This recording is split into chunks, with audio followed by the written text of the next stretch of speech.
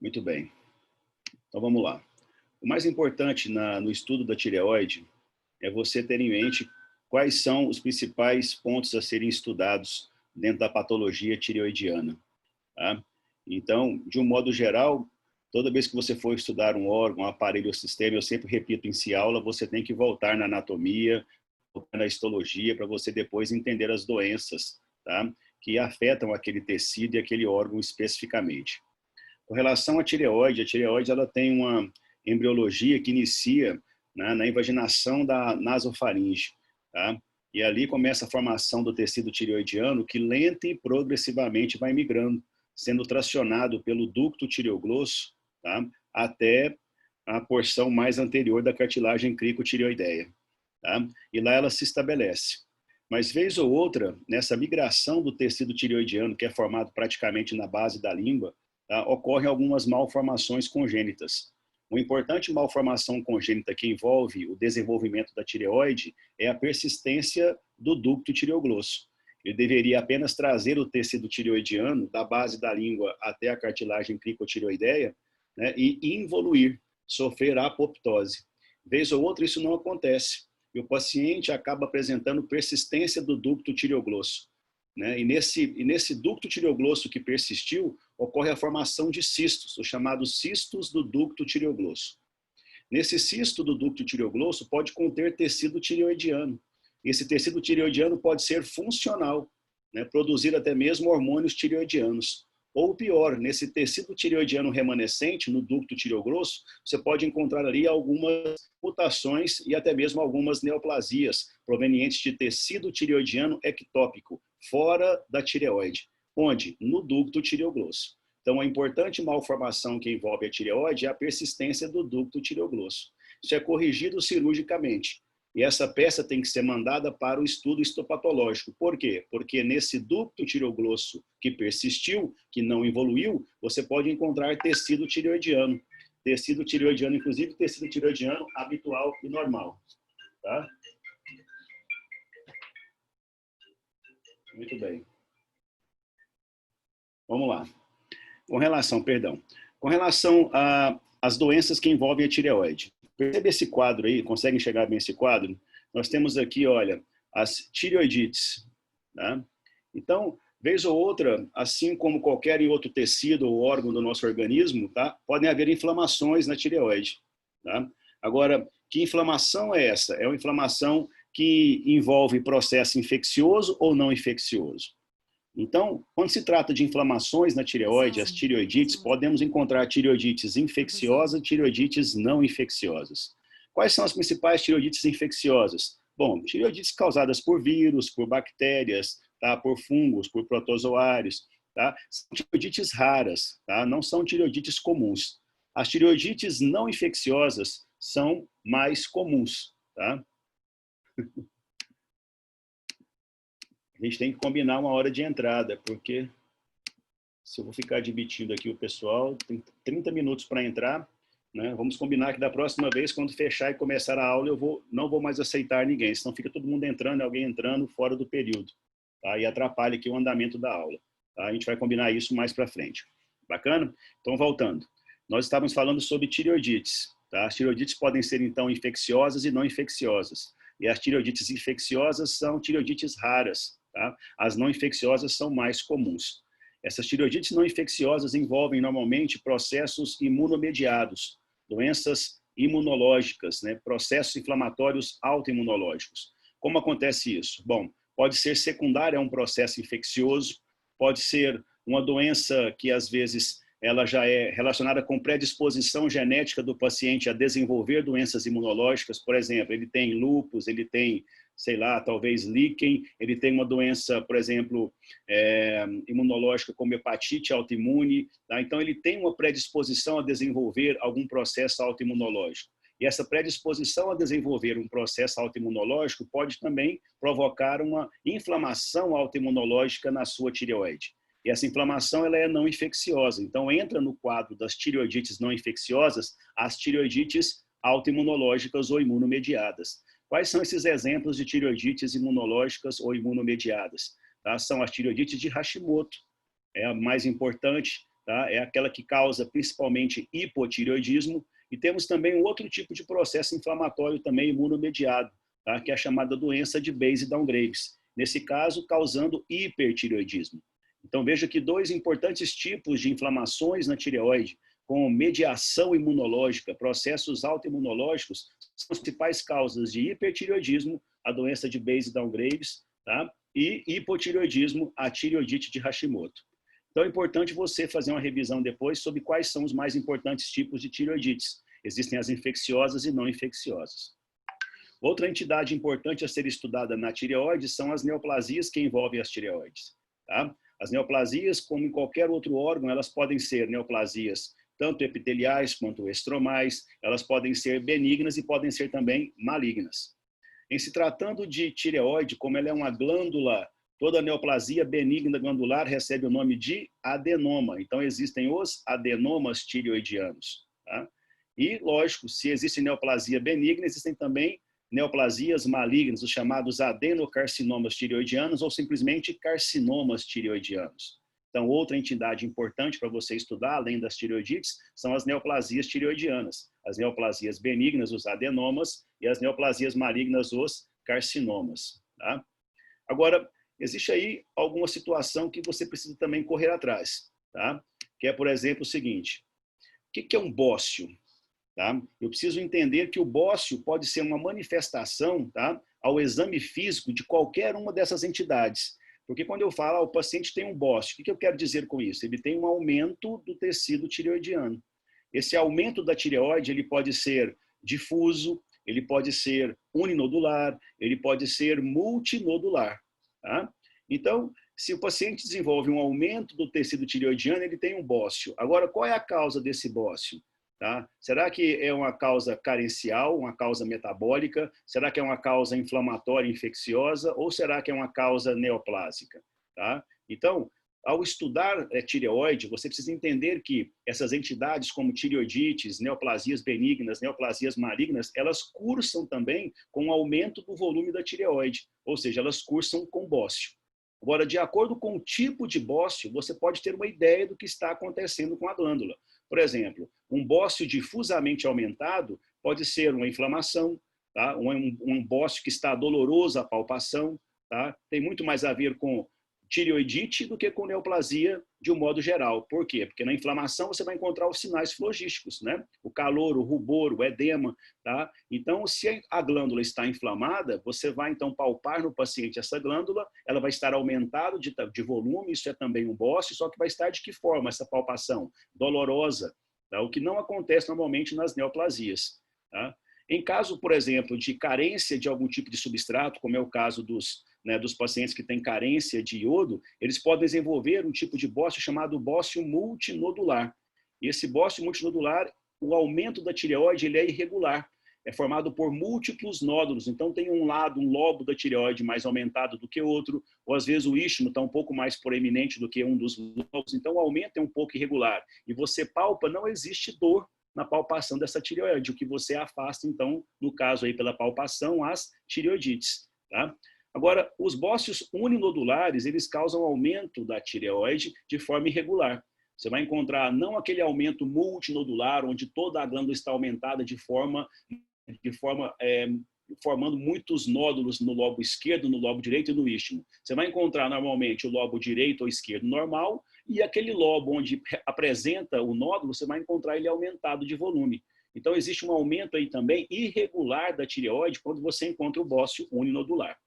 Então, de um modo geral, temos as tireoidites, as neoplasias benignas, as neoplasias malignas e qualquer uma dessas três entidades, tá, podem formar bócios. Tá? Agora, não são exclusivamente essas três entidades que formam bócio. O bócio pode ser encontrado em outras situações, como, por exemplo, a carência de iodo forma bócio. E não é nem uma tireoidite e nem uma neoplasia benigna nem maligna, é apenas algo carencial metabólico. Muito bem, aspectos clínicos da doença tireoidiana. Bom, as mais importantes manifestações clínicas da doença tireoidiana são o hipotireoidismo e o hipertireoidismo. Tá? Você vai diagnosticar isso por meio de um exame físico, por meio de uma anamnese bem feita, por meio de exames laboratoriais. tá? Através da dosagem do T3 e T4 livre e também através do T3 e T4 ligado à globulina. Tá? Você vai fazer também testes como, por exemplo, dosagem de autoanticorpos contra a tireoide, onde você encontra nas tireoidites não infecciosas, autoimunológicas, anticorpos voltados contra o tecido tireoidiano. Você vai encontrar, por exemplo, um anti-TSH, um anti-tireoperoxidase ou anti-tireoglobulina. São alguns marcadores de doença autoimunológica na tireoide. Então, existe também o aspecto clínico e o aspecto laboratorial. Clínico, como a doença veio evoluindo? Existe algum tipo de doença tireoidiana na família? Algum histórico de neoplasia tireoidiana na família? Isso é importante. Existe algum histórico de doença autoimunológica na família? Isso é importante para fazer diagnóstico de tireoidite não infecciosa. Tá? Então, é importante você pegar a história clínica, associar com o seu exame físico e aí fazer exames laboratoriais, para você ter uma ideia se a clínica daquele paciente é muito mais para hiper ou para hipotireoidismo. É lógico que existem manifestações clínicas mais proeminentes para hipertireoidismo e manifestações clínicas também que são próprias do hipotireoidismo. Tá? Então, através da manifestação clínica, do exame físico, dos exames laboratoriais que você vai fazer, você vai tentar chegar no diagnóstico, tá? Para esse paciente. Qual a causa desse aumento da tireoide? Será que é uma inflamação? Será que é uma neoplasia? Se é uma neoplasia, ela é benigna ou é maligna? Como conduzir esse paciente? Outros exames utilizados na semiótica da tireoide é a ultrassonografia. Ela é muito importante. Quando o paciente tem aumento da tireoide, é importante que ele faça um exame ultrassonográfico, um exame de imagem, para saber se realmente esse aumento ele é difuso, se ele é nodular, se ele é multinodular. Tá? E se for nodular ou multinodular, saber quais as características desses nódulos. Se eles têm calcificação, se eles têm uma vascularização mais proeminente, tá? Porque nós sabemos que os nódulos únicos, que são nódulos frios, que não captam iodo, vou falar isso mais para frente, tá? Nódulos que, por exemplo, tá? Nódulos, por exemplo, que não captam iodo, mas apresentam muita calcificação e muita vascularização, são nódulos suspeitos de malignidade. Então, além de anamnese, além de exame físico, além de... Problema não, Luísa. Vamos fazer um teste. Tem gente querendo entrar novamente. Né? Eu vou... Estão saindo e entrando. Vou admitir. Não tem problema, isso é só um teste mesmo, se vocês me permitem. Tem gente que está entrando e saindo. Muito bem. Então, de um modo geral, tá, as afecções que envolvem a tireoide são diagnosticadas por meio do exame físico, por meio de uma anamnese bem feita, tá, associando aí aspectos laboratoriais, aspectos imaginológicos, né, como eu falei, a ultrassonografia é muito importante para detectar se a paciente tem ou não nódulo, tá? E se esse nódulo é múltiplo, se ele é único, se ele tem calcificação, se ele tem muita vascularização. E, por último, a captação de iodo, que é a cintilografia. Você faz o iodo, tá, nesse paciente, né, e essa captação de iodo pela glândula tireoideia é muito importante ser analisado. Por quê? Porque se a paciente tem um aumento da tireoide com nódulo ou sem nódulo, mas ela continua captando iodo, é sinal que aquelas células ali da tireoide, elas estão ainda com uma capacidade funcional importante. Elas conseguem, então, absorver iodo, portanto, existe uma grande possibilidade delas, ao captar o iodo, delas secretarem T3 e T4.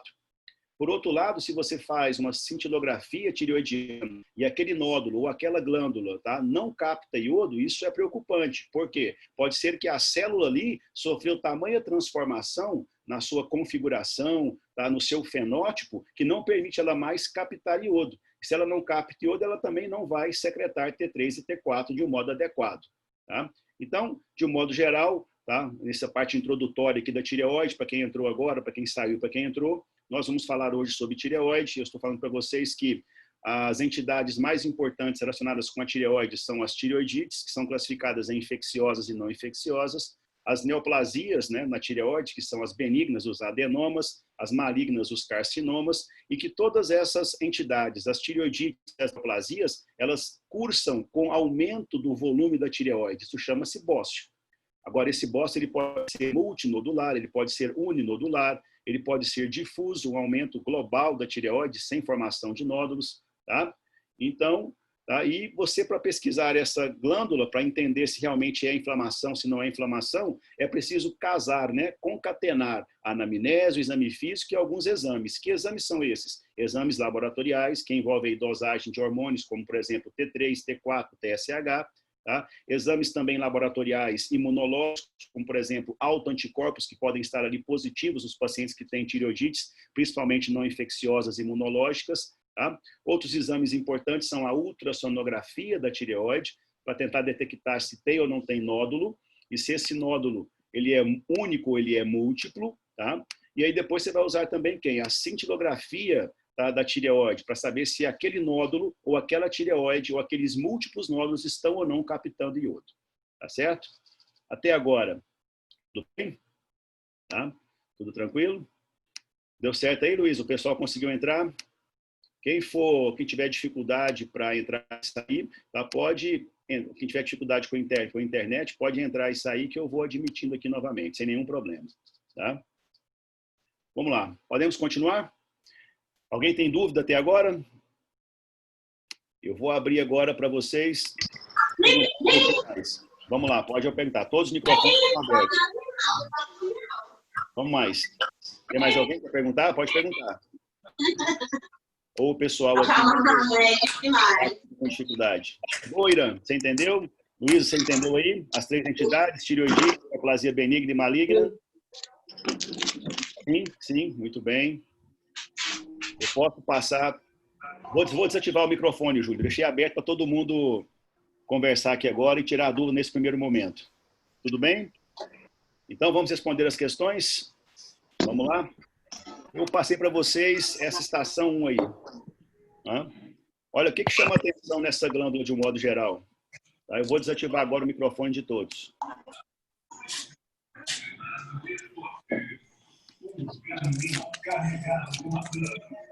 Pronto.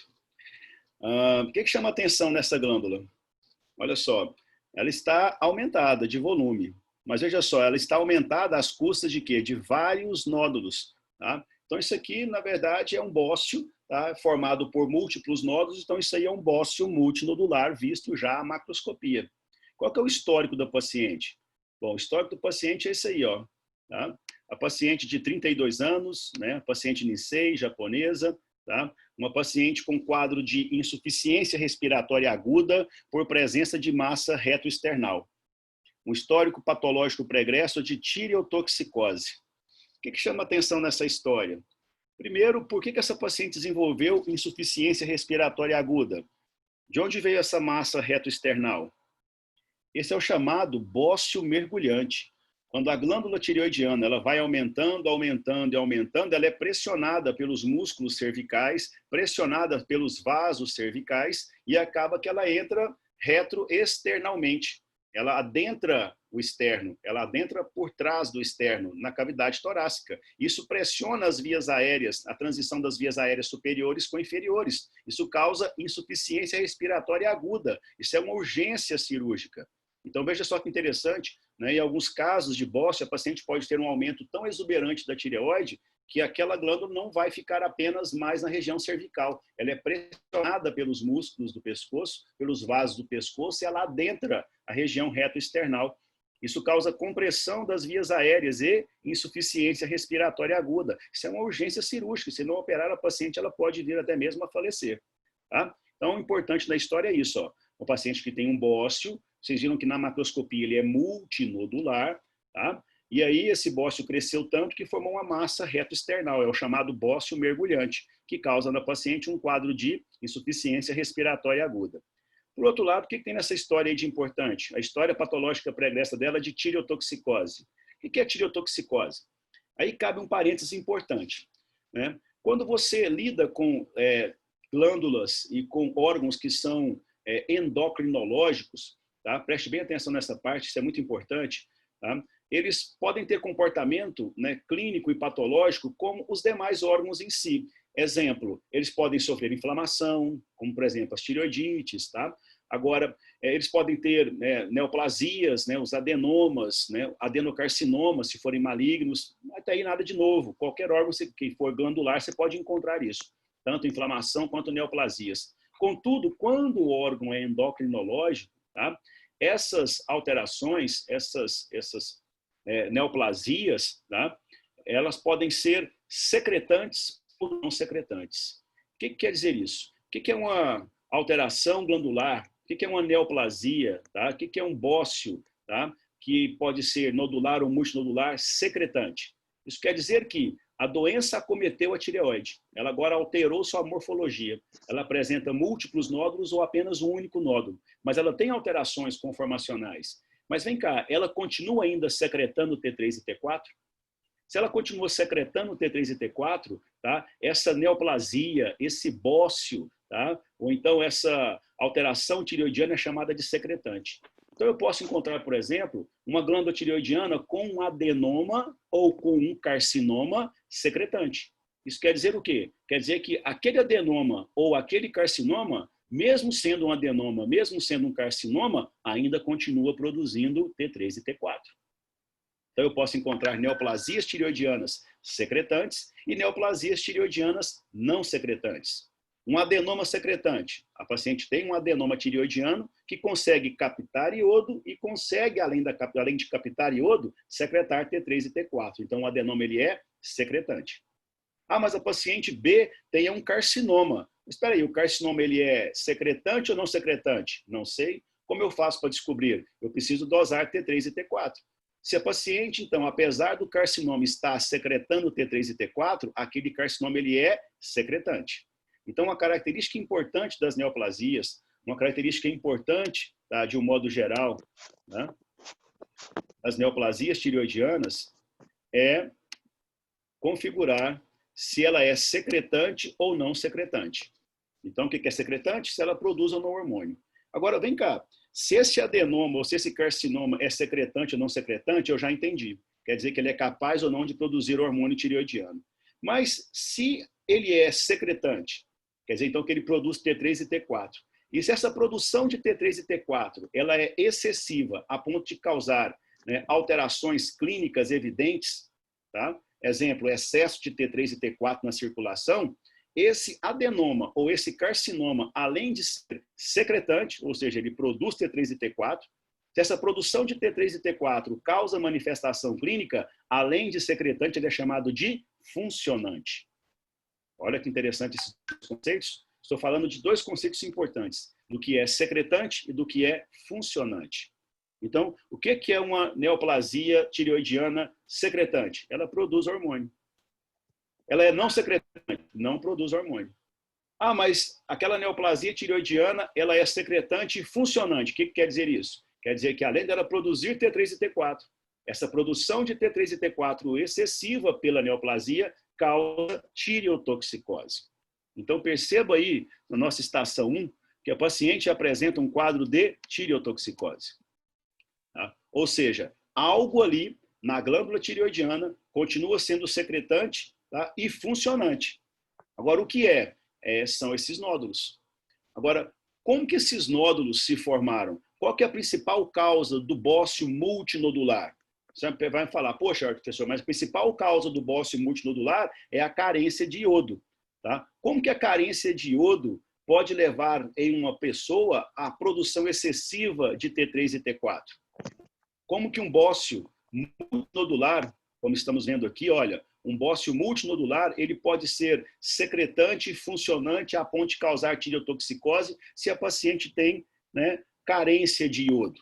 Pois bem, isso é uma pergunta muito interessante. Perceba primeiro, eu vou responder essa pergunta. Olha só a característica da tireoide normal nesse slide aí. Perceba, todos os folículos tireoidianos são praticamente homogêneos. Eles têm poucas diferenças de tamanho. É sinal que a glândula está sendo estimulada pelo TSH produzida lá na hipófise, tá? Produzida lá na hipófise, ele está sendo estimulado, o TSH está estimulando a glândula como um todo, de forma homogênea. Mas olha só agora, quando eu vejo essa configuração, quando eu vejo essa lâmina, eu percebo que existem folículos extremamente maiores do que outros, ó. E uns folículos um pouquinho mais reduzidos, uns maiores, outros menores, uns bem gigantes. Por que isso ocorre? Veja bem, quando o paciente mora numa região endêmica onde tem carência de iodo, tá? Ele vai, então, naquela fase inicial, pela carência de iodo, ele não vai conseguir produzir muita quantidade de T3 e T4. Ele vai, inicialmente, produzir um quadro clínico de hipotireoidismo. E se ele tem queda de T3 e T4, o que acontece com o TSH? Vai lá em cima. Se o TSH sobe demais, o que acontece com esse excesso de TSH? Ele vai agora na tireoide e começa a superestimular os folículos tireoidianos.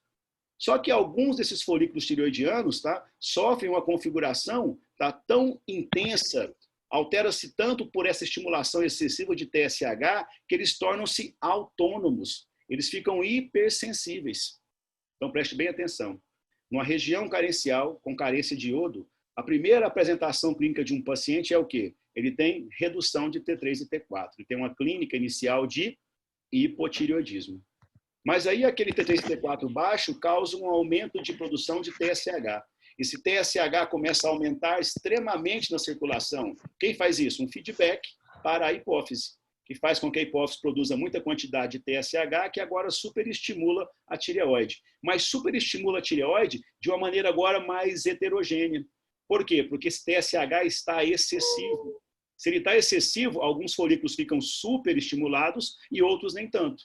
E aqueles folículos que ficam superestimulados, eles adquirem uma autonomia agora de produzir T3 e T4, mesmo com carência de iodo, ele vai produzindo agora T3 e T4 sem parar, mesmo e apesar da quantidade de TSH. Então, esse paciente ele começa numa fase endêmica, num momento que ele mora numa zona endêmica, carencial de iodo, ele começa com a clínica de hipotireoidismo. Mas aí aquelas porções da glândula que ficaram superestimuladas, aqueles nódulos que foram superestimulados, eles proliferam dentro da tireoide. Então, eu vou encontrar nessa tireoide, tá, desse paciente que mora na zona endêmica com carência de iodo, áreas superprodutoras de T3 e T4, que criaram o quê? A autonomicidade. E outras áreas um pouquinho mais normais ou até mesmo atróficas. Então, eu encontro áreas supersecretantes, superestimuladas, e áreas que não secretam nada, áreas que secretam pouco. Tá? E agora esse paciente, na vigência desses pequenos nódulos que são autônomos e hipersecretantes, ele começa a produzir T3 e T4. E vai chegando no estágio clínico de eutireoidismo e continua produzindo T3 e T4. E vai chegar num ponto que ele apresenta o quê? T3 e T4 excessivo, causando o quê? Tireotoxicose. Então, nessa pergunta aqui que eu faço, tá? Olha lá as respostas. A correlação clínico-patológica permite fazer qual diagnóstico? Esse é um bócio multinodular coloide.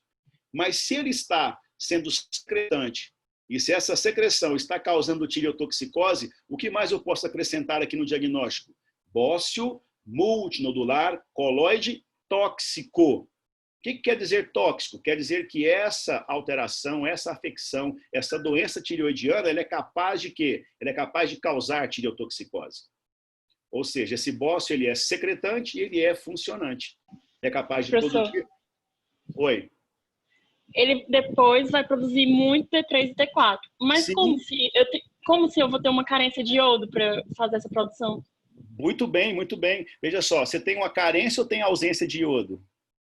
Entendi. Entendeu? Então, mesmo com essa pequena quantidade de iodo circulando, ele continua agora sendo autônomo. Mas não é em toda a glândula, apenas em alguns nódulos que são hiperfuncionantes. Tanto é que se você fizer, né, uma cintilografia nessa paciente, esses nódulos que são super secretantes e super funcionantes, eles vão brilhar demais na cintilografia. Por quê? É naquela região que está captando aquela pequena quantidade que ainda existe de iodo para super secretar T3 e T4. Então, numa região endêmica, você vai pegar pacientes com bócios multinodulares. Agora, qual a apresentação clínica? Depende. Pode ser uma fase mais inicial, hipotireoideu, pode ser uma fase intermediária, eutireoideu, ou pode ser uma fase mais avançada, com o chamado de hipertireoidismo ou tireotoxicose. Professor, Pois não. na etiologia da doença não tem a ver com o hormônio TSH, não? Tem tudo a ver com o hormônio TSH, porque se você, por exemplo, na fase inicial, você tem hipotireoidismo, porque pensa bem, a paciente está numa zona endêmica, não tem iodo suficiente. Ela tem pouco iodo nessa fase inicial, não é verdade? Mas continua tendo iodo, mas é pouco. Então, você tem pouca produção de T3 e T4. Resultado, ela tem inicialmente hipotireoidismo, T3 e T4 baixo, TSH lá nas alturas. E é justamente TSH lá nas alturas que vai agora superestimular a glândula. Só que essa superestimulação ela é heterogênea. E algumas regiões da glândula ficam super estimuladas. Ficam tão superestimuladas que adquirem autonomicidade. E agora, né, mesmo com a TSH baixando ou subindo, aquela região na glândula continua superproduzindo T3 e T4. E vai levar o paciente lenta e progressivamente para a clínica de quê? Eutireoidismo. E se continuar produzindo T3 e T4, hipertireoidismo ou tireotoxicose. Então, numa zona endêmica, você pode encontrar bócios multinodulares coloides em pacientes com hipo, em pacientes com eutireoidismo e em pacientes com hipertireoidismo. Tá certo? Professor, Pois não. Vamos lá. tireotoxicose e hipertireoidismo é a mesma coisa? Não, senhora. Você pode ter uma produção exagerada de hormônio T3 e T4 sem apresentar manifestação clínica. Sua pergunta é muito importante. Nesse caso, o paciente tem uma doença que é secretante, concorda comigo? Secretante, mas não é funcionante. Sim. Ele tem aumento de T3 e T4 circulante, mas ainda não foi capaz esse aumento de T3 e T4 causar manifestação clínica. A tireotoxicose é quando o hipertireoidismo causa manifestação clínica. Tá? Vamos mais. Quer perguntar mais? Qual a principal etiologia da doença tireoidiana diagnosticada? Lógico que tudo começa com a carência de iodo na dieta. A carência de iodo na dieta é a principal causa, né, da formação desses bócios multinodulares coloides. Cite duas importantes características histopatológicas tireoidianas, tá, da doença tireoidiana diagnosticada. Quais são as características histopatológicas desses bócios multinodulares? Olha lá, folículos tireoidianos de tamanhos heterogêneos e variados, e em algumas glândulas, tá, onde você visualiza o bócio multinodular na histopatologia, além da variação, da heterogeneidade do tamanho dos folículos, você pode encontrar fibrose na glândula. Tá? São as duas características mais importantes histopatológicas do bócio multinodular coloide. Tá? Vamos lá, vamos perguntar sobre esse aqui para a gente encerrar e passar para o outro. Professor, ele tem macrófagos também? Pode ter sim, macrófagos. Porque no meu eu coloquei na minha resposta que tinha macrófago. Mas olha só, macrófago, ele é uma célula inflamatória, né? Se você encontrar macrófagos numa glândula, você pensa em quê? Você pensa num processo mais adaptativo como esse? Porque concorda comigo que a glândula sofreu aí uma proliferação anômala em certas regiões? Tá? Isso é muito mais uma alteração adaptativa, carencial de iodo, e não uma inflamação. Quando eu falo em macrófago, quando eu falo em linfócito, falo em neutrófilo, estou falando de um processo inflamatório. E existe um tipo de inflamação na tireoide, um tipo de tireoidite com predomínio de macrófagos. É a chamada tireoidite subaguda ou de Deco-Ervain. Então, eu não colocaria macrófago aqui como uma característica importante na histopatologia. Eu colocaria... E material cístico? Oi? E material cístico? Material cístico, por que material cístico? Pode sim, porque algumas regiões da glândula tireoidiana, elas podem cistificar. Até aí tudo bem. Agora, cuidado com essa célula inflamatória. Tá? A célula inflamatória é muito mais característica de uma tireoidite do que de um processo muito mais, né, metabólico, como é o bócio multinodular. Tá bom, obrigada. Vamos mais. A Abdias está entrando e saindo, está com dificuldade. Professor. Pois não. Só para eu recapitular aqui, a tireotoxicose é quando eu tenho o aumento do TSH, influenciando na secreção dos hormônios, e aí ela tem essa conjuntura só quando ela está funcionante, no caso, quando eu tenho os sintomas. Sim, tem a ver tanto com TSH quanto com aumento de T3 e T4, né? A tireotoxicose não tem, ela tem a ver com TSH, por quê? Porque ela começa por meio do aumento do TSH. Né? Se você tem uma super quantidade de TSH estimulando uma glândula, ela vai ter uma estimulação heterogênea. E aqueles folículos lá, aquelas áreas da tireoide que são superestimuladas, produzem T3 e T4 de uma forma contínua agora e autônoma. Aí vamos voltar à sua pergunta. Qual a diferença entre hipertireoidismo e tireotoxicose? Essa glândula pode produzir T3 e T4, portanto, ela é então, né, uma glândula que apresenta uma doença que é secretante, mas se essa secreção não causar manifestação clínica, ele é apenas secretante. O paciente tem hipertireoidismo. Você vai detectar isso no laboratório. Agora, ele tem tireotoxicose, isso é um diagnóstico clínico. Quer dizer que aquele excesso de hormônio está causando manifestações clínicas. Quais são? Taquicardia, sudorese, não é verdade? Aumento Sim. da frequência cardíaca, aumento do metabolismo de um modo geral. Opa, isso aí é tireotoxicose. Esse T3 e T4 ele está aumentado e não só está aumentado, ele está também causando manifestação clínica. Então, cuidado para não confundir o hipertireoidismo com tireotoxicose. E no caso das manifestações clínicas, quando eu tenho hipotireoidismo? Bom, aí é totalmente o contrário, né? O hipotireoidismo, você tem um paciente que tem redução do metabolismo basal, ele tem rouquidão, ele tem bradicardia, ele tem sonolência, ele tem fraqueza, é diferente dos sinais e sintomas do hipertireoidismo. Mas aí você não chama tireotoxicose. Tireotoxicose é pelo excesso de hormônio, não pela carência do hormônio tireoidiano. Ah, entendi. Obrigada. Professor. Pois não. Recapitulando o que o senhor falou no início da aula, tem as tireoidites infecciosas e as não infecciosas. Perfeito. Esse adenoma ou carcinoma, adenocarcinoma da tireoide, ele é uma evolução de uma tireoidite não inflamatória, correto? Nem sempre. Existe uma relação, né? Existe sim uma relação, ou seja, as tireoidites não infecciosas, essa é a sua pergunta, são fatores de risco para as neoplasias da tireoide? Sim. Agora, nem todo paciente que tem uma tireoidite não infecciosa vai sempre evoluir para uma neoplasia tireoidiana. Não. Ele pode ter apenas a condição de tireoidite não infecciosa e jamais evoluir para uma neoplasia tireoidiana. Agora, sabe-se que quem tem tireoidites não infecciosas autoimunológicas, esse é um fator de risco para a neoplasia tireoidiana, sim. Certo, obrigado. Vamos mais. Prontos? Vamos passar para a estação 2. Estação 2. Quero ver quem acertou isso aí. Vamos colocando no chat aí a sua resposta.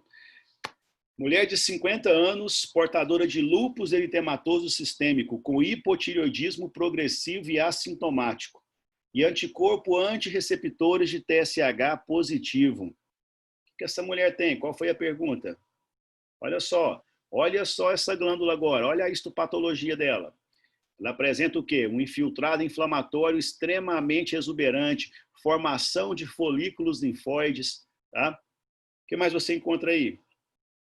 Atrofia da tireoide, olha só, a tireoide está reduzida de tamanho, você encontra aqui uma área de folículos atróficos, ó, uma inflamação exuberante com atrofia, cheio de linfócitos aqui, ó.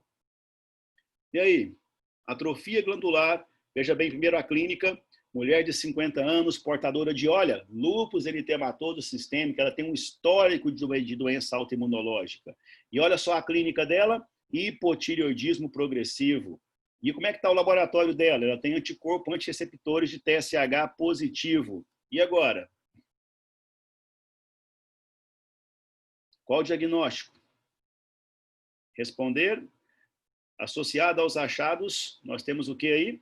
Olha lá. Associado aos achados clínicos e patológicos, poderemos realizar o diagnóstico de que doença tireoidiana? Tireoidite de Hashimoto. Tá? Então, estamos diante agora de uma inflamação, tá, não infecciosa na tireoide. Tá? Agora, quais são as características, né, que achados histopatológicos caracterizam a doença tireoidiana diagnosticada? Você encontra na tireoidite Hashimoto folículos tireoidianos atróficos com exuberante infiltrado inflamatório mononuclear, esboçando folículos linfóides. Tá? E olha que interessante a terceira pergunta. O que pode histopatologicamente diferenciar tireoidite Hashimoto de doença de Graves? Tanto a tireoidite Hashimoto quanto a doença de Graves são processos imunomediados. O que acontece é que essa imunomediação no Hashimoto causa atrofia de folículos e uma inflamação mais exuberante. E na doença de Graves, essa imunomodulação, esse processo inflamatório imunomediado, autoimunológico, ele causa uma inflamação leve a moderada, não tão exuberante quanto o Hashimoto, tá? E na doença de Graves, você tem muito mais hiperplasia de folículos, quanto na tireoidite Hashimoto, você tem atrofia folicular. Então, olha aqui, o que pode histopatologicamente diferenciar tireoidite Hashimoto de doença de Graves? A menor intensidade do infiltrado inflamatório e a pequena quantidade de folículos linfóides é muito mais comum na doença de Graves. Tá? No Hashimoto você encontra o quê? Atrofia de folículos e inflamação exuberante. Doença de Graves, uma inflamação leve a moderada, até alguns folículos linfóides, mas você encontra hiperplasia de folículos. Tá? Vamos mais. Por que essa paciente, tá, teve hipotireoidismo progressivo e assintomático? Por quê? Porque a principal causa de hipotireoidismo, gravem bem isso, a principal causa de hipotireoidismo é a tireoidite Hashimoto. Tá? Agora, esses anticorpos, tá, eles normalmente não são muito utilizados na prática clínica. Tá? Por quê? Porque ele pode estar presente tanto na Hashimoto quanto no Graves. Então, quais são esses autoanticorpos? Você pode fazer lá o anti-tireoperoxidase, que é uma enzima produzida pelas células foliculares da tireoide. Você pode fazer um anticorpo anti-tireoglobulina, que é um anticorpo contra aquele coloide que é produzido pela célula folicular.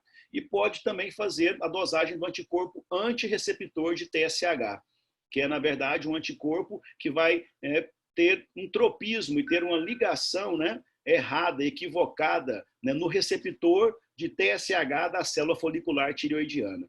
Agora, como é que funciona essa interpretação desses tipos de autoanticorpos? Bom, sabe-se que o anticorpo anti-TSH, ele é muito mais comum em pacientes que têm doença de Graves. Tá? E já o anticorpo anti-tireoperoxidase e o anticorpo anti-tireoglobulina, ele é muito mais comum em pacientes que têm doença de Hashimoto. Tá? Mas veja bem o que eu falei, é muito mais comum. Existem casos de Hashimoto, olha aí, ó, TSH positivos, anti-TSH positivo. Tá? Existem casos de doença de Graves, anti-tireoperoxidase e anti-tireoglobulina também positivos. Então, a interpretação desses resultados tem que ter uma correlação clínica. Tá? Porque hoje, se você pegar um paciente com hipotireoidismo, a principal causa a se pensar é tireoidite Hashimoto. E se eu pegar um paciente, por exemplo, com hipertireoidismo, quais são as principais causas de hipertireoidismo? São a doença de Base-Down-Graves e os bócios multinodulares tóxicos. Tá? Então, pela clínica, os médicos conseguem chegar muito próximo do diagnóstico. E, às vezes, eles não pedem muito esses autoanticorpos. Por quê? Eles podem estar positivos e negativos, tá? Dependendo de qual doença está ocorrendo. E a interpretação, se não estiver associada com a clínica, pode levar o médico a fazer um diagnóstico equivocado. Então, repete de novo, professor, para mim, por favor. Eu vou repetir. Que causa hipertireoidismo? Quais são as duas doenças? Bacana, bacana. Bom, as principais causas de hipotireoidismo, a principal causa de hipotireoidismo é a tireoidite Hashimoto. Hiper. Tá? De hipertireoidismo são duas as mais importantes causas. Você vai ver nos livros de forma diferente. Uns colocam que a principal causa é a doença de Base-Down-Graves, tá? E outros colocam que a principal causa é o bócio multinodular tóxico, que é o caso anterior que a gente estava falando. Bacana? Obrigada. Agora, veja bem, as duas entidades, tanto a tireoidite Hashimoto quanto o Base-Down-Graves, são doenças imunológicas, são inflamações autoimunológicas. Tá? Agora, o comportamento dessas inflamações é que são diferentes. O fenótipo traduzido por essas inflamações na glândula é diferente. Enquanto no Hashimoto você encontra inflamação exuberante e atrofia de folículos, e é essa atrofia de folículos que leva à baixa produção de T3 e T4, levando ao hipotireoidismo. Já no Base-Down-Graves, esse anticorpo antirreceptor de TSH, ele se encaixa na célulazinha folicular e mimetiza o TSH, fazendo com que aquele folículo, aquela célula folicular, superproduza T3 e T4. Olha que coisa interessante. É um autoanticorpo que mimetiza molecularmente o próprio TSH. Isso acontece na doença de Base-Down-Graves. Esses pacientes têm uma doença imunológica, produzem um autoanticorpo chamado anti-TRAB ou TRAB, que vem de Thyroid Receptor Antibody. Tá? Esse autoanticorpo anti-TSH, ele acaba se conectando com a célula folicular e mimetizando o TSH, fazendo com que a tireoide produza grande quantidade de T3 e T4, levando o paciente ao hipertireoidismo. Tá legal? Professor, pois não, vamos lá. Essa doença de Graves, ela causa bócio difuso? Ela causa um bócio difuso, sim. Tá? Por quê? Agora me responda por quê. Sabe por quê? Porque, veja só, se o autoanticorpo é algo que está circulando sistemicamente, ele vai agir, então, difusamente na glândula tireoidiana. Diferente daquela situação anterior, onde uma redução de T3 e T4 levou um feedback lá na hipófise, superproduzindo TSH. E esse TSH agora ele não age de forma homogênea na glândula tireoidiana. Ele acaba superestimulando algumas regiões específicas na glândula, formando nódulos hipersecretantes dentro dela. E esses nódulos hipersecretantes formam microadenomas, tá? Que, independente da ação de TSH, produzem T3 e T4 no bócio multinodular tóxico.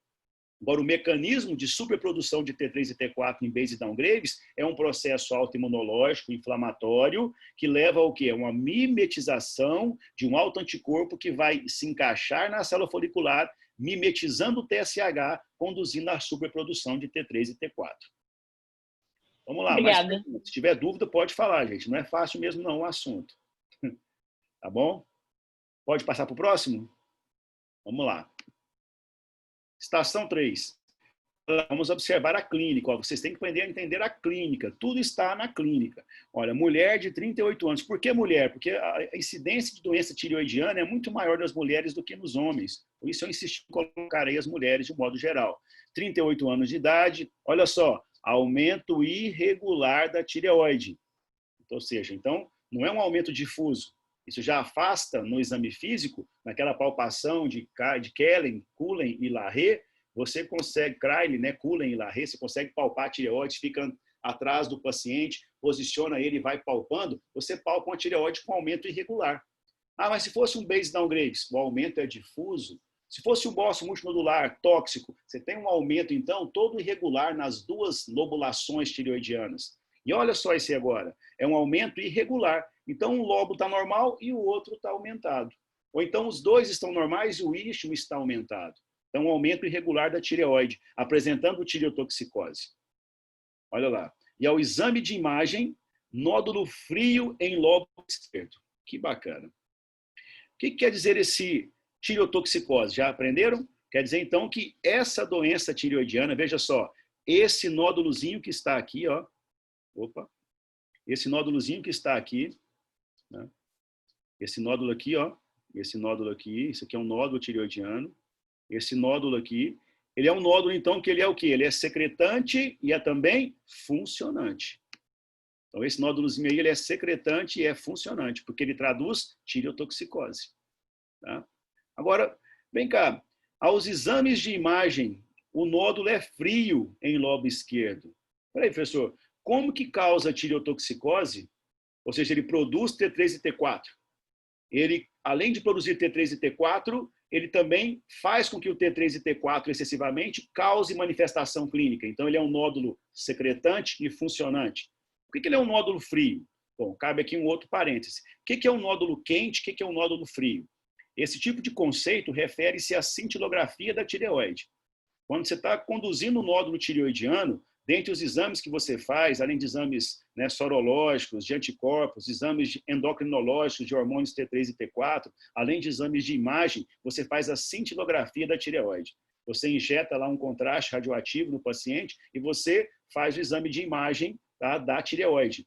E aquele nódulo que capta iodo, tá, ele brilha na cintilografia, ele é chamado então de nódulo quente. Agora, se a paciente tem um nódulo, você faz cintilografia tireoidiana e não brilha, aquele nódulo ele é frio. Por quê? Porque ele não capta iodo.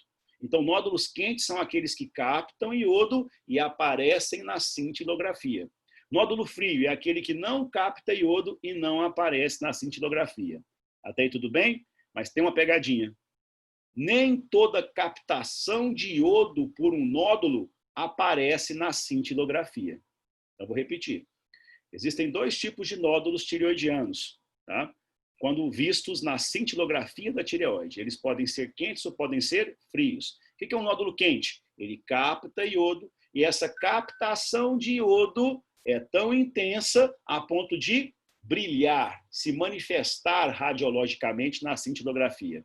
O que é um nódulo frio? É aquele nódulo que ou ele não capta iodo, então ao fazer a cintilografia ele não será visto, ele não vai brilhar, ou ele capta iodo muito pouco, a ponto de não aparecer também na cintilografia.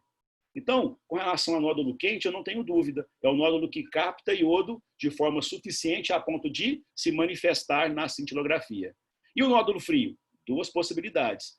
Ou ele realmente não está captando iodo, ou ele está captando iodo, mas não em quantidade suficiente para aparecer na cintilografia. Agora, por que fazer cintilografia? Porque é importante saber se um nódulo é captante ou não captante. Boa pergunta.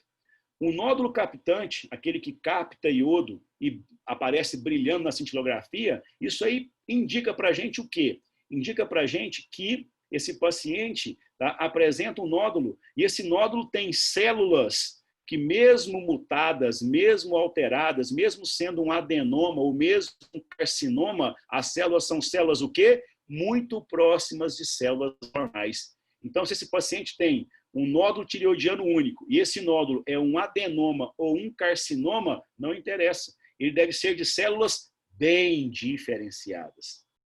Lembra dos conceitos de neoplasia? O que é uma neoplasia de célula bem diferenciada? É aquela neoplasia onde a célula neoplásica, né, que sofreu mutação, ela se parece muito com a célula normal. Então, se ela parece muito com a célula normal, mesmo apesar de ter sofrido mutação, ela conservou a característica de absorver iodo. Então, você pode encontrar adenomas de células bem diferenciadas. Aliás, todo adenoma é neoplasia benigna e toda neoplasia benigna é formada por célula bem diferenciada. E as neoplasias malignas, os carcinomas podem ser formados por células bem, moderadas ou indiferenciadas. É claro que um carcinoma de célula indiferenciada, a célula mutada agora, se distanciou da configuração normal. Então, ela não se parece em nada com a célula normal. É claro que ela não vai captar iodo. Ah, mas um carcinoma de célula moderadamente diferenciada também não vai captar iodo. Ela mudou muito a sua aparência comparado com o normal. Mas se eu tiver um carcinoma de célula bem diferenciada, opa, se a célula do carcinoma é também uma célula bem diferenciada, ela será capaz também de absorver iodo e aparecer na cintilografia. Então, se eu fizer uma cintilografia em um paciente que apresenta um nódulo, e esse nódulo for um nódulo quente, nódulo único quente, quais são as possibilidades diagnósticas? Pode ser um adenoma da tireoide, que por si só já é formado todo adenoma por célula bem diferenciada, ou pode ser um carcinoma. Mas que tipo de carcinoma? Carcinoma de células bem diferenciadas também. Tá? Podem começar a fazer as perguntas. Quer que repete? Alguém quer? Sim, professor. Professor. Vamos lá. Pode perguntar, gente. Professor. Pois não. Nesse caso, essas células que são, você fala de frias, elas têm um prognóstico ruim, pior do que as... Sim. Perfeito. Se você, por exemplo, encontra uma neoplasia tireoidiana, né, um nódulo tireoidiano, né, e esse nódulo tireoidiano ele não capta iodo, isso não é um bom sinal. Tá? Quais são os maus sinais de um nódulo? Primeiro, o seu tamanho. Quanto maior o nódulo tireoidiano, pior o seu prognóstico. Maior a chance dele ser um nódulo realmente maligno, agressivo. Outra característica, dele ser não captante. É outra característica de nódulo realmente suspeito ou maligno.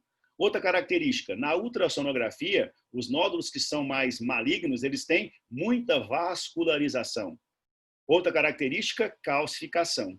Então, basicamente, 4 características básicas. Eles são o quê? Nódulos grandes, são nódulos que não são captantes, são frios, tá?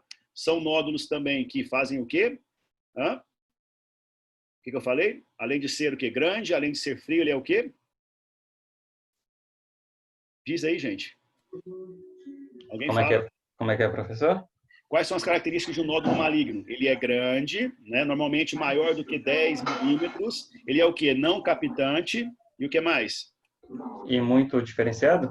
Não, ele é bem vascularizado na ultrassonografia e apresenta muitas calcificações. Sim. Isso aí é característica de um nódulo maligno. Tá? Característica. Para ter certeza, tem que fazer o quê? A punção aspirativa por agulha fina, Mas para ter certeza se é carcinoma ou se é adenoma, só tem uma característica comum. Qual é? Questão de prova, hein? Quando voltarmos ali da crise, qual a diferença entre um adenoma e um carcinoma tireoidiano? Mas ele sabe que não aceita muito bem, porque ela Eu fechei o áudio porque tinha alguém com o áudio ligado aí sem perceber.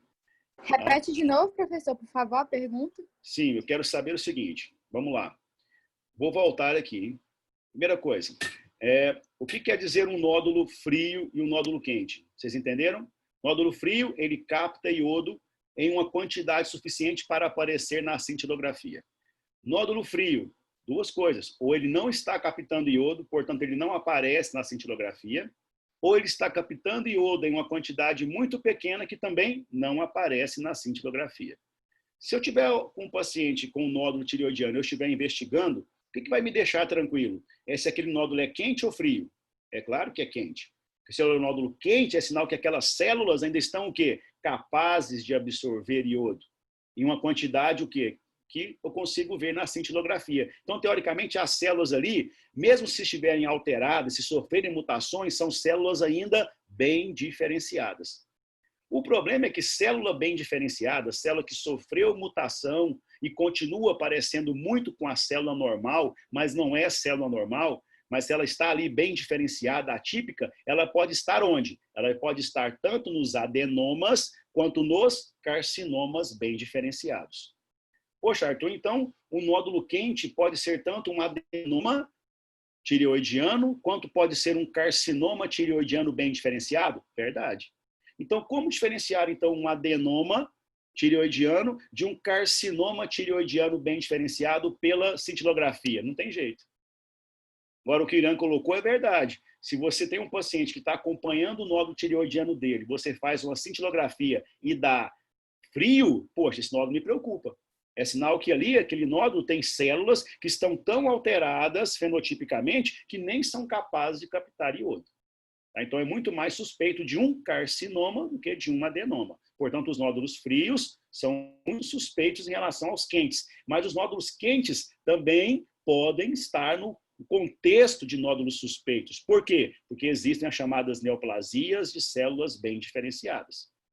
Tudo bem, mas espera aí. Se eu tiver, então, um adenoma, tá? Que já é composto por célula bem diferenciada, e um carcinoma formado por célula bem diferenciada. Como afastar essas duas hipóteses? Existe um critério importante, que diferencia os adenomas dos carcinomas tireoidianos. Quais são? Quais são esses critérios? Primeiro, o mais importante, os carcinomas, tá vendo aqui, olha, eu estou diante de uma... Deixa eu pegar aqui se eu consigo anotar.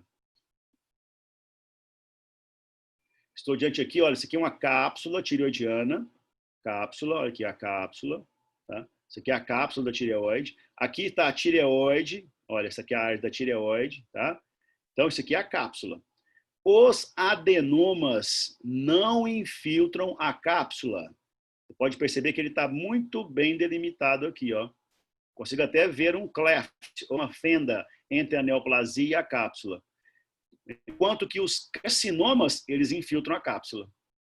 Outra característica, os adenomas não invadem vasos sanguíneos nem vasos linfáticos. Os carcinomas infiltram vasos sanguíneos e vasos linfáticos. Tá legal? Então vamos lá. Olha só que interessante essa pergunta, essa resposta aqui.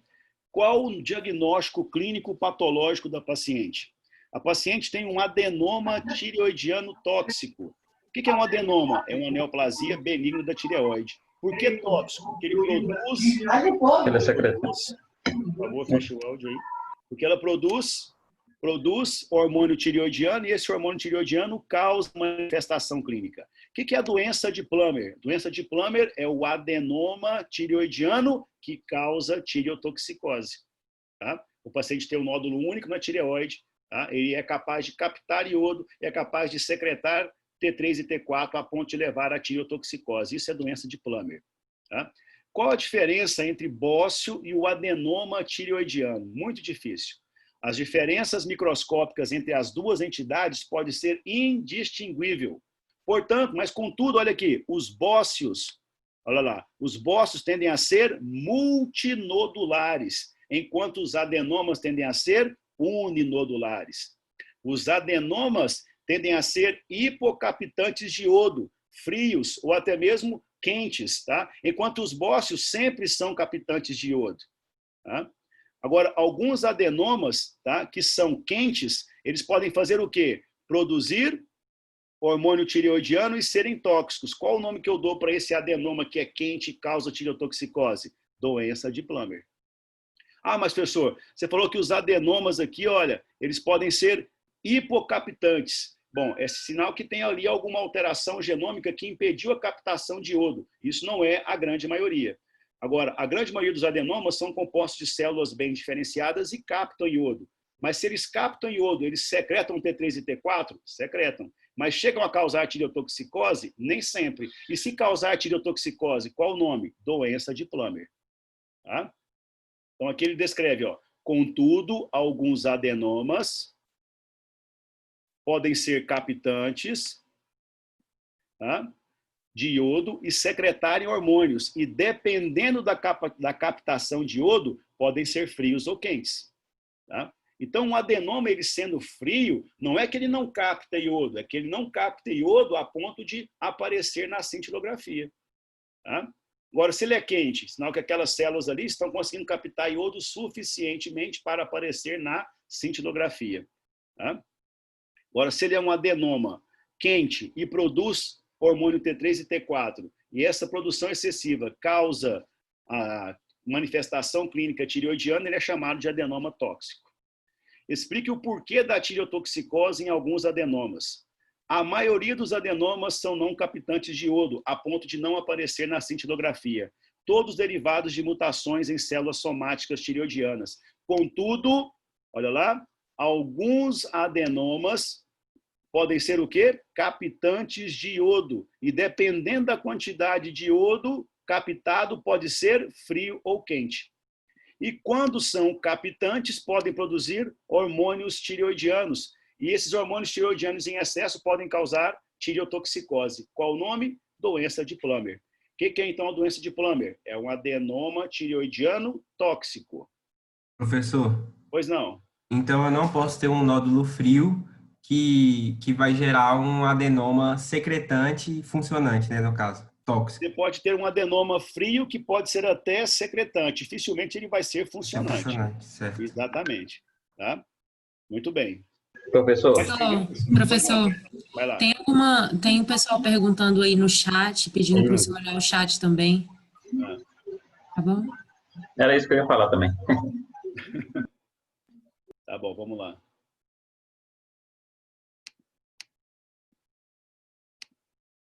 Deixa eu ver aqui. Aline, Naider, desliga o mic, por favor. Professor, cheguei um pouquinho atrasado, Teodite Hashimoto. Vamos fazer as perguntas no final, senão a gente não consegue terminar, pode ser? Quem chegou um pouquinho atrasado, por que pode ter calcificação? Pelo processo de destruição da glândula, inflamação e calcificação distrófica, viu, Nayane? Isso acontece muito nos nódulos tireoidianos que são neoplásicos. Bom, muito bem. Bom, só essas perguntas ficaram para trás aqui. No finalzinho eu vou abrir, a gente faz perguntas de um modo geral, mas pode me interromper a qualquer momento aí, gente. É só aqui no chat aqui, ou então nessa lista de participantes, se você levantar a mãozinha aí, eu paro e atendo sua pergunta. Então, você liga o seu áudio e fala, professor, que aí eu deixo você falar. Bacana? Professor, depois o senhor disponibiliza essas respostas para a gente no Google Classroom? Jamais. Imagina um negócio desse, que absurdo. Claro que sim, menina. Vou mandar para todo Tá mundo. Vou mandar para Obrigada. todos, vou mandar as respostas, mas eu quero que vocês também participem aqui, entendeu? Perguntem aí, pode perguntar agora nesse momento. Tá bom, obrigada. Tá bom? Muito bem. Então, preste bem atenção. A gente vai entrar agora na fase final, tá? Eu queria deixar bem claro o seguinte. Quais são as principais diferenças entre uma neoplasia folicular benigna e uma neoplasia folicular maligna? Veja bem, características aqui, ó, histopatológicas de uma neoplasia folicular benigna. Os nódulos, tá, de um adenoma folicular, os nódulos que compõem um adenoma folicular, tá, normalmente são únicos, com presença de folículos que tendem a imitar uma glândula normal. Tá? Por que imitar uma glândula normal? Quem está riscando a tela? Ai, Jesus.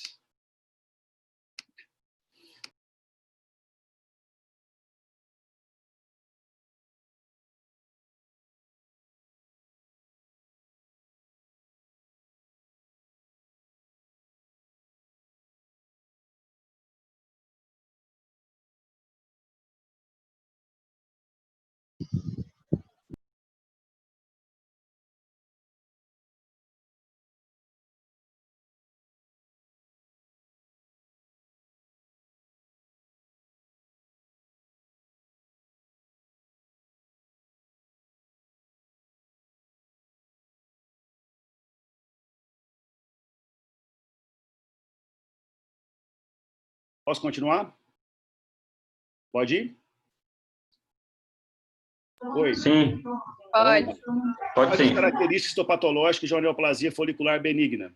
Se a neoplasia folicular benigna, que o nódulo habitualmente ele é único, tá? E os folículos tendem a imitar uma glândula normal, ou seja, são formados por células bem diferenciadas, os folículos têm tamanho e quantidade de colóide variável e não há pleomorfismo e hipercromatismo nuclear. E a lesão, preste bem atenção, isso aqui é o que mais diferencia uma neoplasia benigna de maligna. As neoplasias benignas, elas não conseguem invadir a cápsula e não conseguem também invadir os vasos sanguíneos. Tá joia? Olha agora a diferença, então. Isso aqui, qual foi o diagnóstico que colocaram aqui? Na estação 4. Mulher de 40 anos com aumento difuso da tireoide, tireotoxicose com T3 e T4 elevado e TSH baixo. Captação de iodo difusa na tireoide, visualizada em imaginologia com iodo radioativo. Uma paciente de 40 anos, sexo feminino, com tireotoxicose, captação de iodo difusa na tireoide. Tá? Olha lá. Na histopatologia, o que você encontra? Você encontra folículos tireoidianos, não é isso? Olha lá. Olha aqui. Folículos tireoidianos aqui. Ó. Folículo tireoidiano aqui. Folículo tireoidiano aqui. Folículo tireoidiano aqui. Folículo tireoidiano aqui. Folículo aqui. Tudo isso são folículos tireoidianos. A presença de folículos tireoidianos pode ser encontrado tanto no Hashimoto quanto na doença de Baise-Down-Graves. Tá? Só que vocês perceberam que lá no Hashimoto isso é muito mais exuberante do que aqui no Baise-Down-Graves. Tá? Agora, de um modo geral, tá? O que mais você encontra aqui no Baise-Down-Graves? Além de uma inflamação com presença de folículos tireoidianos, você encontra a chamada olha só, olha lá, ó. O que é isso aqui? Hiperplasia de pequenos folículos. Olha só. Hiperplasia de pequenos folículos. Né? Hiperplasia de pequenos folículos. Olha aqui. Hiperplasia de pequenos folículos. Então, na doença de Baise-Down-Graves, eu tenho uma característica histopatológica chamada de inflamação com presença de folículos linfóides e hiperplasia de folículos. E na doença de Hashimoto, eu tenho uma inflamação muito mais exuberante e atrofia folicular. Tá? Joia. Vamos mais. Olha lá, qual o diagnóstico clínico do paciente? Ela tem doença de Baise-Down-Graves. Qual é a fisiopatogênese da doença de Baise-Down-Graves?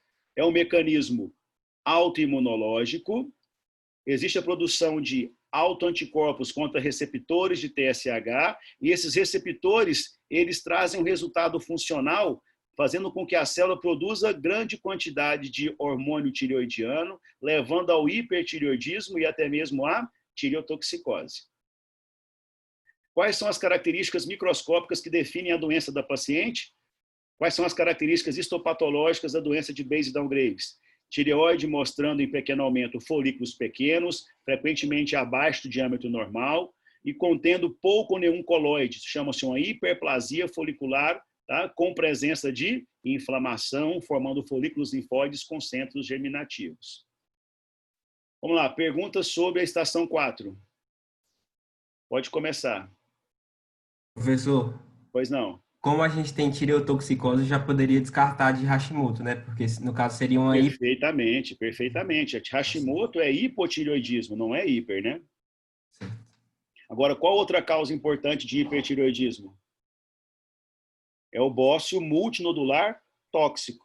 Tá? É outra causa importante de hipertireoidismo. Agora, como diferenciar o bócio, né, multinodular tóxico da doença de Graves? Olha, a doença de Graves, para começar, a tireoide aumenta difusamente. E no bócio multinodular tóxico, ela aumenta de forma irregular, formando múltiplos nódulos. A paciente tem um histórico que está numa zona endêmica de carência de iodo. E o paciente que tem doença de Graves, ele tem um histórico de quê? De doença autoimunológica, tá? Pois não, pode perguntar. Eu não entendi por que vai ser uma hiperplasia e não uma hipertrofia. Sim, mas é porque existe proliferação de folículos, né? Existe ali, a hipertrofia é apenas um aumento do tamanho da célula. E a hiperplasia é a proliferação dessas células, né? Existe uma estimulação do TSH aí, né? Essa estimulação do TSH, ela acontece não pelo TSH em si, e sim porque o autoanticorpo produzido pelo paciente na doença de Baines-Down-Graves, ele mimetiza o TSH. Ele acaba encaixando na célula folicular e causando nela uma estimulação que leva ela não só a superproduzir, né, T3 e T4, absorver a tireoglobulina, produzir T3 e T4, mas também a proliferar. Então, ela forma, então, pequenos folículos proliferativos. Tá? Isso aí se prolifera, divide. Se divide, não é hipertrofia, é hiperplasia. É claro que eu concordo contigo, antes dela sofrer um processo de hiperplasia, ela também vai aumentar o seu tamanho, sofre também um processo de hipertrofia. Nós sabemos que os tecidos que são superestimulados podem sofrer tanto hipertrofia quanto hiperplasia se tiverem capacidade de divisão celular. Alguém mais? Vamos lá, gente. Participando. Mande ver. Bom, vamos chegar então na fase final. Aqui já de cara, ó, mulher de 42 anos de idade com aumento indolor da tireoide, apresentando um nódulo frio, de limites pouco precisos no lobo direito da tireoide. Observem a clínica, por favor. Olha lá, idade, mulher, aumento indolor, então não é uma tireoidite. Nódulo frio, é um nódulo suspeito, ele é não captante. Os limites do nódulo são pouco precisos, então ao exame de imagem o nódulo não está bem delimitado, tá? Então, fica aquela situação. E agora? Isso é muito suspeito. Você faz ultrassom, você encontra calcificações, você encontra muita vascularização, tá? E aí o que você faz, então? Você agora conduz a paciente, né? Você vê o tamanho do nódulo, se vai puncionar ou não, e você punciona o nódulo. Quando você punciona o nódulo, tá? Você agora manda o material para mim. E eu, através da análise citológica, pela classificação de Bethesda, eu vou dizer para você se aquilo é benigno, se aquilo é maligno, se aquilo é suspeito de malignidade. E você vai conduzir a paciente de acordo com a correlação clínica, laboratorial, imagenológica e citopatológica. E vai levar a ela, talvez, a uma lobectomia, talvez uma ablação da tireoide com algum tipo de substância radioativa, ou simplesmente a tireoidectomia total. Mas o que fala a favor dessa paciente aqui? Qual é a história clínica dela? O que favorece aqui um carcinoma folicular da tireoide? Porque esse é o diagnóstico da paciente. Ah, mas por que é um carcinoma folicular? Porque, olha só, existe invasão capsular. Olha lá, existe invasão capsular. Ó, eu consigo delimitar aqui, ó, invasão da cápsula. Ó. Isso aqui é invasão da cápsula. Onde está a seta aqui? Todo esse bloco de células aqui, olha, são células tireoidianas atípicas. E se você tem um processo proliferativo tireoidiano e ele invade a cápsula, isso é carcinoma. Tá? Não tem outro diagnóstico. A gente só vai agora diferenciar se é carcinoma folicular ou se é carcinoma papilar. Então, nessa estação aqui, particularmente, eu estou falando para vocês sobre, olha aqui, os carcinomas tireoidianos. Qual a diferença primordial entre carcinoma tireoidiano e adenoma tireoidiano? A invasão capsular. Mais uma vez aqui, se você parar para prestar atenção, olha só, eu vou encontrar aqui, nesse paciente, uma invasão capsular. Essa invasão capsular só é vista nos carcinomas e não nos adenomas. Tá bom? Qual outra característica que eu encontro nos carcinomas e não encontro nos adenomas? A invasão de vasos sanguíneos e a invasão de vasos linfáticos. É muito mais típica, aliás, é exclusiva dos carcinomas e você não encontra nos adenomas. Tá? Então, qual o diagnóstico clínico patológico da paciente? Carcinoma folicular da tireoide. Quais as características histopatológicas da doença? Células tireoidianas atípicas, formando pequenos folículos. Qual a característica histopatológica que distingue, tá, o carcinoma folicular do adenoma folicular? Nos carcinomas nós temos presença de invasão capsular e ou presença de invasão de vasos. Essa é a principal diferença. Mesmo aqui na última estação, se você observar na microscopia, olha só, aqui na microscopia, aqui já é um carcinoma com padrão folicular. Eu não encontro aqui nenhuma formação de folículos, eu encontro, na verdade, formação de papilas, tá? Mas vem cá, é um adenoma papilífero ou é um carcinoma papilar? eu preciso encontrar se tem ou não invasão capsular. E nesse ponto aqui, olha, eu encontro invasão capsular. Ó. Invasão capsular, olha só. Invasão capsular aqui, e olha aqui, invasão capsular aqui. Todas essas células marcadas aí são células atípicas que invadiram a cápsula. Olha essa invasão capsular aqui. Tudo isso marcado aí é invasão do carcinoma na cápsula tireoidiana. Isso é característica de um carcinoma e não de um adenoma em qualquer glândula tireoidiana. Então, basicamente, as últimas duas estações é para dizer para vocês as diferenças entre carcinomas e adenomas tireoidianos. Os carcinomas, eles têm infiltração capsular, tá? Eles têm também infiltração de vasos sanguíneos e vasos linfáticos. Portanto, o que é uma lesão tireoidiana suspeita?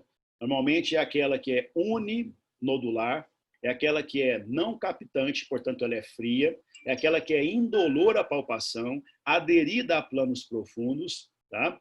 Você faz, então, a punção, você vai encontrar células atípicas, cariomegáricas e hipercromáticas. Você faz a ultrassom, você encontra um nódulo, né, que é grande, maior do que 10 milímetros, são nódulos bem suspeitos. Você encontra uma vascularização exuberante e você encontra calcificações. São os critérios de malignidade para uma doença tireoidiana suspeita de neoplasia maligna. Tá legal? E se for neoplasia maligna, podem ser carcinomas. Quais são os principais tipos de carcinomas? São os foliculares e os papilares. Existem também os medulares e os anaplásicos. Os medulares são de células C parafoliculares. E os anaplásicos são também de células mais atípicas, são bem mais agressivos. Tá, tá joia? Vamos mais. Sobre isso aqui, quais foram as perguntas? Olha só que interessante. Qual o diagnóstico clínico patológico? Carcinoma papilífero da tireoide. Quais as características histopatológicas dessa doença? Olha só, você vai encontrar um arranjo papilar e presença citológica de fendas e grooves, né? O último tópico que eu vou falar para vocês de importância é isso aqui, ó. Quando você encontra em alguns pacientes, tá, essas células tireoidianas de núcleo vazado, olha só, o núcleo parece que está furado.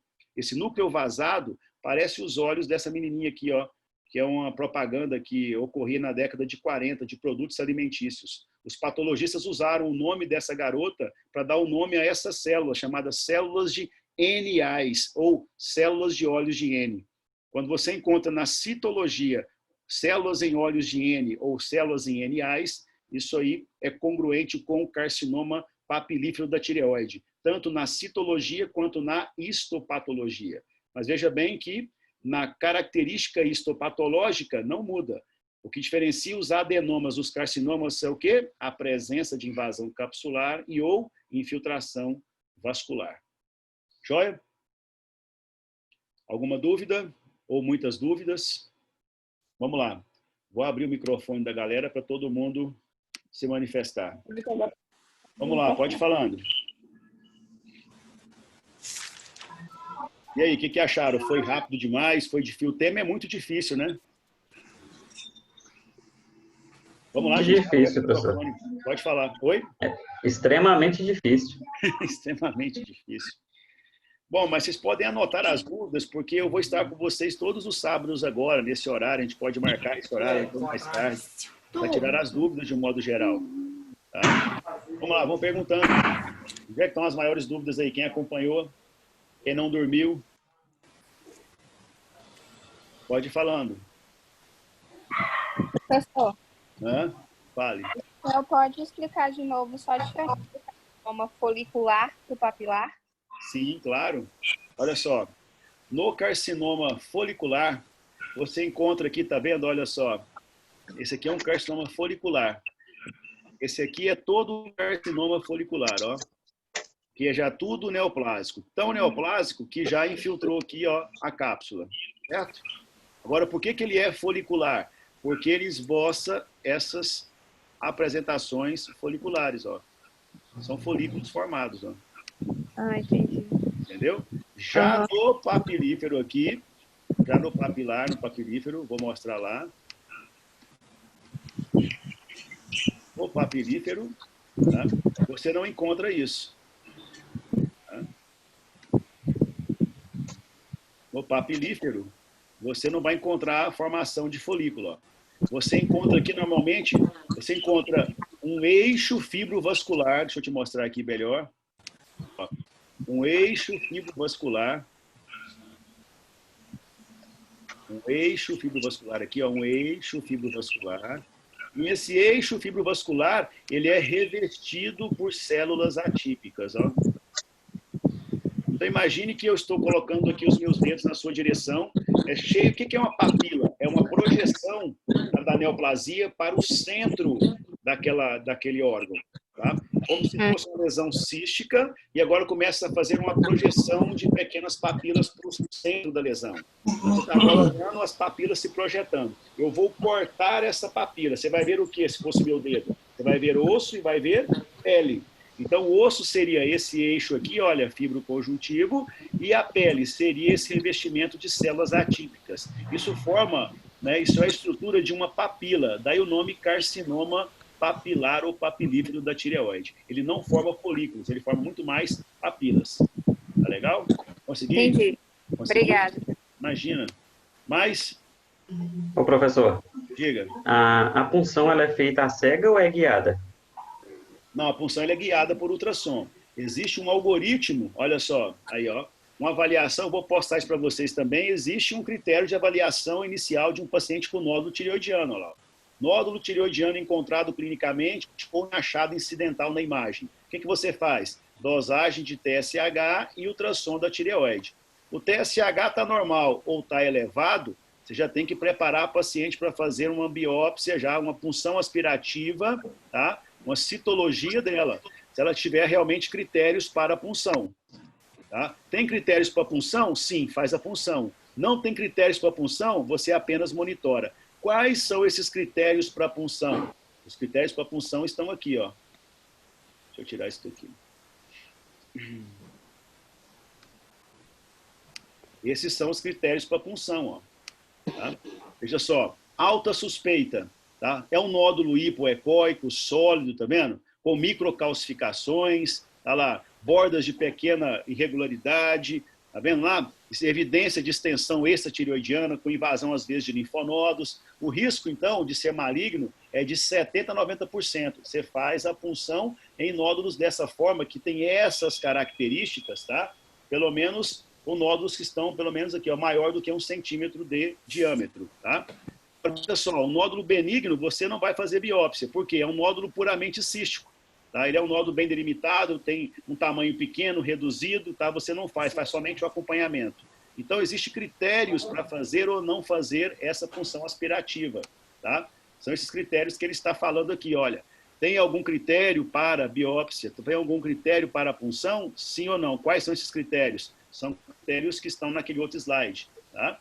Agora aqui, se a paciente tem um TSH subnormal, você pode fazer o quê? Um scan tireoidiano, faz um ultrassom, mede o T3 e T4, tá? Se o nódulo é não funcional, olha aqui, se o nódulo é não funcionante, ou seja, ele é não captante, não secretante de hormônio, você prepara o paciente também para a punção. Se ele é um nódulo funcionante, se ele tem T3 e T4 normal, isso é um hipotireoidismo subclínico, você apenas observa.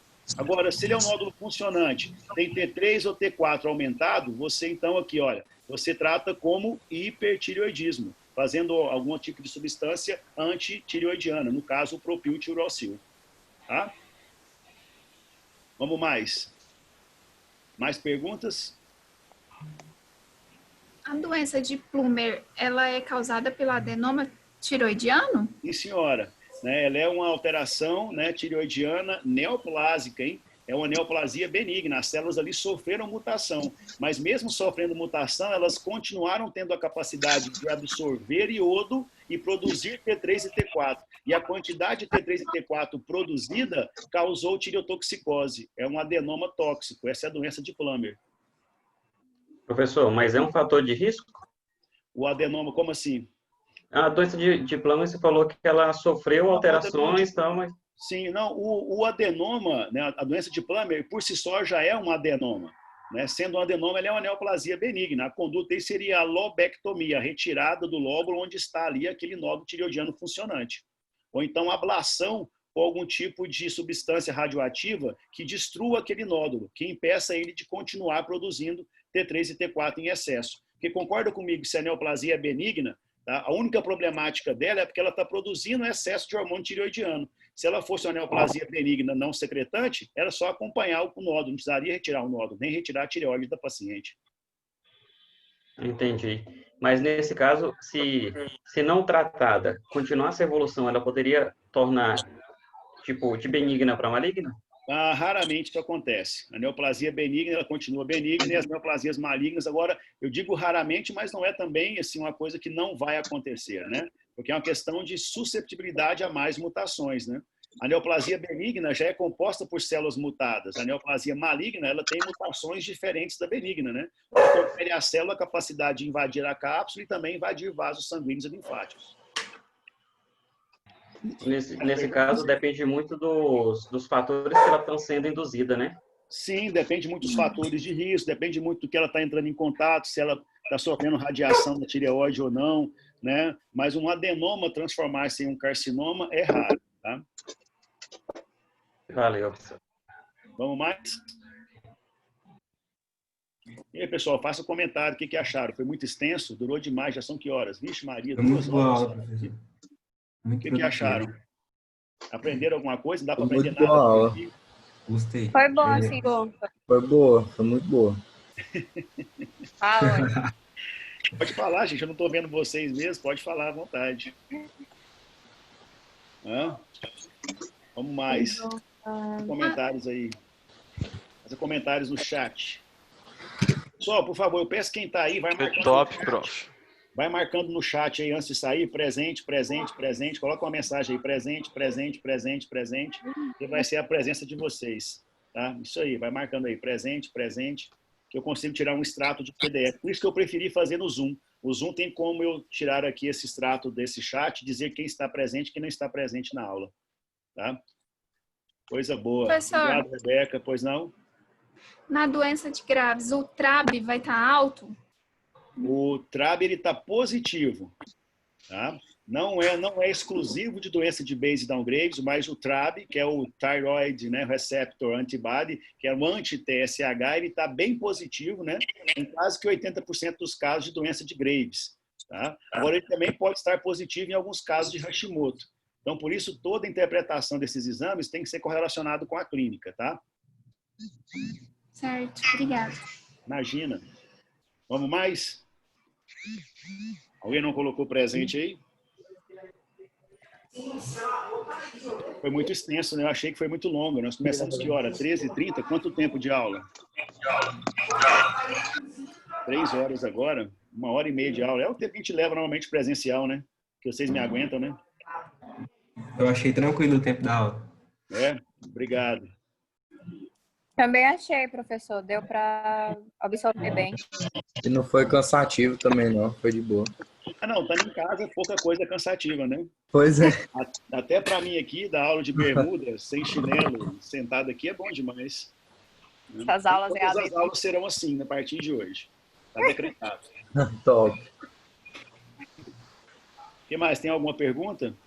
Olha, eu vou ficar durante a semana aberto aí com a Luísa no WhatsApp. Vocês podem mandar pergunta, podem mandar pergunta pelo Classroom, tá?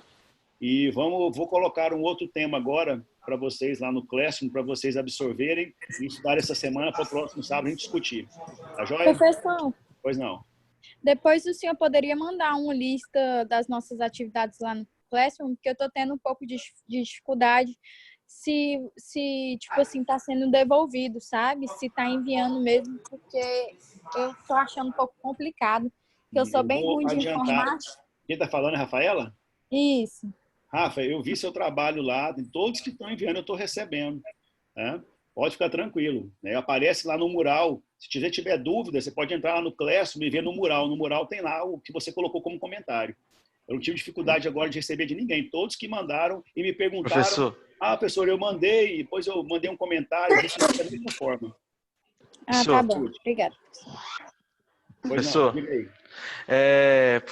quando a gente anexa a atividade pelo documento Google, o senhor vê também? Vejo. Eu vejo muita gente mandando o arquivo Word, eu estou anexando o documento no próprio Classroom. Sem nenhum problema, dá para ver também. Anexo o PDF lá que eu vejo também, sem nenhum problema. Beleza, valeu. O importante é vocês irem estudando, né? Nós estamos numa época aí conturbada, não tem como ter encontros presenciais. tá? Então, essa forma que a gente encontrou de estar com vocês, né? Mas eu acredito que quando voltar, a gente faz uma reposição bem bacana também, faz todo um conglomerado aí, tá joia? Eu vou Professor, então, daqui a pouco o próximo tópico. Pois não.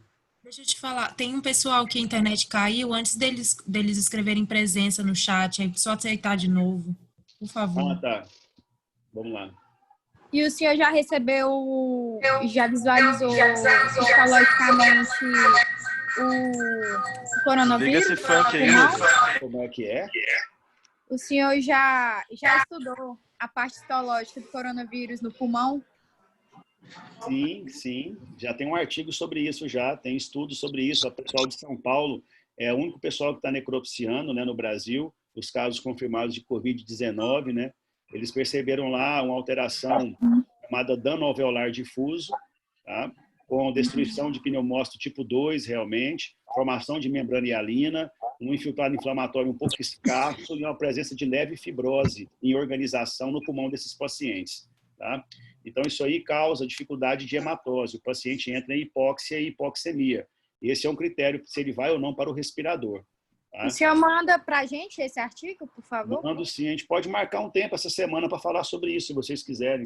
Ia ser legal. Seria ótimo. Pode professor. sim, professor. Bom. Eu acho que muitos em casa também têm muitas dúvidas, né? Mas eu sugiro que vocês abram aí o site do Ministério da Saúde e leiam as notas técnicas, tá? Tem muita coisa interessante lá. Temos os artigos e as revistas mais importantes que estão publicando são o New England Journal of Medicine, o The Lancet e o British Medical Journal. Essas 3 revistas liberaram gratuitamente todos os artigos que têm relação com o Covid, para todo mundo ler.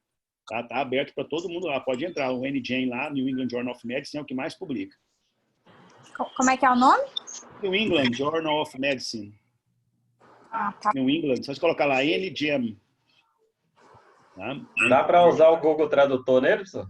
Demais. Você abre com o Chrome, no Chrome você já abre direto. No Chrome, quando você abre pelo navegador Chrome, ele já abre traduzindo. Tá? Ah, não, beleza, então. Valeu. Eu acho que eu não sei, eu tenho assinatura, eu não sei, mas a minha assinatura permite baixar pelo menos os artigos que eu quero ler em PDF, né? Não sei para vocês, talvez não tenham assinatura, vocês vão ter o acesso online, mas dá para ler de qualquer maneira. Tem que ficar atualizado isso aí, saber o que realmente é verídico, né? Tem tanta fake news em cima disso. O que se sabe é que realmente a população idosa, que com comorbidades, né, elas são a população mais preocupante. Só que depende muito da geografia do vírus, da topografia onde ele está causando ali a sua infecção. Na Itália, por exemplo, o óbito foi muito mais em idoso por questão de ter levado as crianças, né, da escola para casa, e aí os avós se contaminaram, né? E quando os avós se contaminaram, né, aí realmente a coisa complicou. Né? Começaram a ter aí as infecções e os óbitos em pacientes idosos. Já na França, a faixa etária de comprometimento foi de 18 a 50 anos de idade. É o mesmo nos Estados Unidos. Tá? Então, está muito variado aí esse comportamento. Né? No Brasil, nós estamos aí com quantas mortes já? Né? E aqui no Tocantins não tem nenhuma morte, só tem apenas 9 casos confirmados. Tá? Nenhum óbito, eu estou monitorando todos os óbitos do estado de um modo geral, tá? Tanto em Palmas quanto em todos os demais municípios.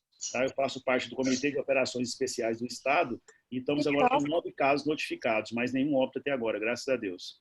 E tem casos só em Palmas, né, professor? Não tem nas outras cidades, não, né? Parece que tem um caso de Araguaína agora que vai se confirmar. Ah, tá. Tá bom? Vai dando notícias pra gente. Quem tiver dúvidas sobre o Tocantins, é só acompanhar o boletim epidemiológico da Secretaria Estadual de Saúde. Ele sai todo dia às 18 horas. Informando quantos casos tem notificados, quantos confirmados e tudo mais. Tá bom. Ok. Obrigada, professor. Obrigado a você, gente. Olha só, eu vou sair da reunião, deixar vocês conversando entre si, façam uma avaliação depois e passem pelo vídeo, por favor, tá bom? Todos colocaram um presente aqui? Sim. Gente, muito obrigado. Isso foi uma experiência, espero ter sido muito boa para vocês. Foi boa demais para mim. Gostei demais. Foi um prazer revê-los virtualmente. Tá bom? Tchau. Grande abraço, então. Valeu. Bom final de semana, gente. Alô, valeu, você também. Valeu, professor.